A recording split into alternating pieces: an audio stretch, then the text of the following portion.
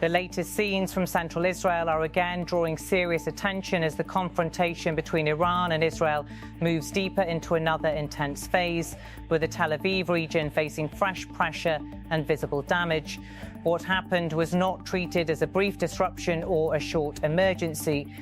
Instead, officials, emergency responders and local reporting described it as one of the more serious recent episodes in this continuing cycle of escalation, with damage reported at residential sites, electricity disruption in at least one nearby area, and renewed anxiety spreading across parts of the wider metropolitan zone. The immediate focus quickly shifted to the area around Ramat Gan, just east of Tel Aviv, where Israeli media said a residential building suffered a major impact. At the same time, in Rosh Hashanah, local authorities reported that a high voltage line was affected, leading to electricity disruption in parts of the area. These two developments were widely discussed as part of the same wave of incoming projectiles, and together they reinforced the sense that this was not an isolated incident. It was another reminder that central Israel remains exposed to sudden disruption, even under strong defensive coverage. For people living across central Israel, this was another moment where normal life changed in seconds. Warning sirens sounded. People rushed for shelter, families stopped what they were doing. Streets that normally follow the routine of traffic and daily movement were suddenly filled with emergency vehicles, municipal teams and security personnel. This pattern has now become deeply familiar across the region. There is a warning, then uncertainty, then the distant sound of interceptions or impacts, and after that comes the tense wait to understand what was actually hit, how serious the damage is, and whether another alert could follow before the first one is fully processed. What makes this latest episode especially significant is not only the visible damage itself, but what it suggests about the current stage of the confrontation. Central Israel remains under pressure despite weeks of sustained operations and despite Israel's advanced defensive systems. That carries a wider strategic message.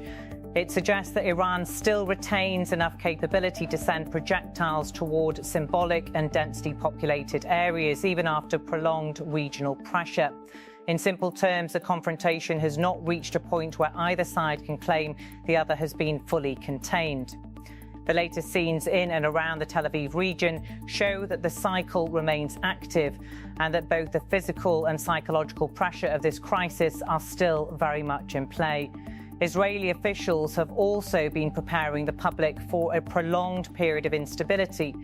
Prime Minister Benjamin Netanyahu, who remains Israel's current prime minister, recently signalled that the campaign is expected to continue rather than end quickly. One of the most widely repeated lines from his recent remarks was Benjamin Netanyahu said, "beyond the halfway point." That short statement has been interpreted as a sign that Israel's leadership expects this confrontation to continue for some time. Israeli military messaging has also indicated that operations could continue for more weeks if necessary. Those remarks matter because they shape expectations inside Israel and beyond. They signal that what is unfolding is being treated not as a short emergency, but as a sustained regional crisis that may continue producing new alerts, new incidents, and new damage in urban centres. On the Iranian side, the message appears different, but equally deliberate. Tehran's broader signal has been one of endurance. Even under heavy pressure, it is trying to show that it can still respond, still influence the pace of events, and still create visible and psychological effects far from its own territory. That is one reason why every new impact in central Israel receives such intense attention. These events are not only about immediate damage. They are also about signalling reach, persistence, and the ability to keep a rival population and leadership under continuous stress. In a confrontation like this, the target is not only infrastructure, the target is also public confidence. That is also why the reported electricity disruption in Rosh Hashanah became such an important part of the story. When a high-voltage line is affected during a broader regional crisis, the issue becomes larger than a temporary technical outage. Electricity is one of the foundations of urban continuity. It supports hospitals, communications, transport systems, businesses, homes and emergency coordination. Even when the outage is localized, it immediately takes on wider meaning during a tense period like this. It becomes a symbol of vulnerability. It reinforces the feeling that no area is fully insulated from the consequences of this confrontation. There has also been strong attention on reports that the incoming projectile may have involved submunitions or a cluster-style payload. That issue is particularly sensitive because it can spread smaller fragments across a wider area, increasing the risk of scattered damage and extending the danger beyond the main point of impact. This is why specialist teams are often deployed quickly in such situations, not only to assess the main site, but also to inspect surrounding roads, rooftops, open spaces, and nearby public areas for unexploded remnants or residual hazards. While technical confirmation often takes time, the fact that this possibility is already part of current reporting has clearly increased public concern. It raises questions not only about the immediate incident, but also about the wider zone of risk created by a single incoming projectile. More broadly, these developments reinforce a concern that has been growing for weeks. This confrontation is no longer being experienced only as something tied to distant military sites or remote strategic targets. It is increasingly touching urban neighbourhoods, residential spaces, and essential civilian systems. That changes how the public experiences the crisis. When the impact is far away, it remains abstract for many people. But when a residential building in a major urban area is damaged, when vehicles are left burning, when glass is shattered, and when electricity is interrupted in nearby communities, the crisis becomes immediate, personal, and visible.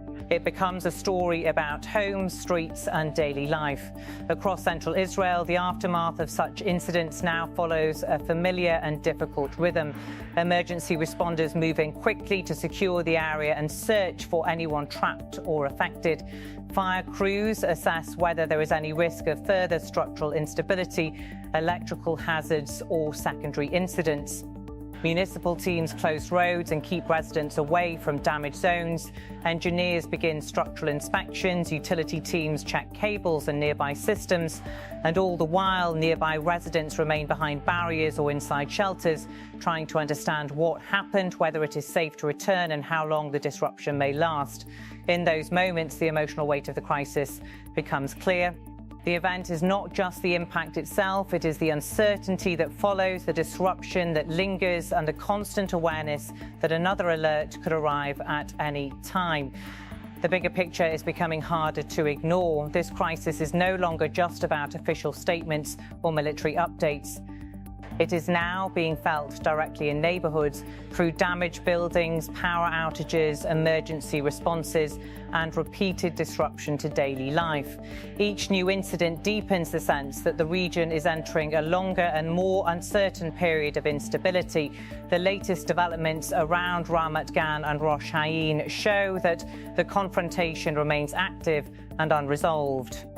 Even with strong defences and fast emergency response, central population areas are still under pressure.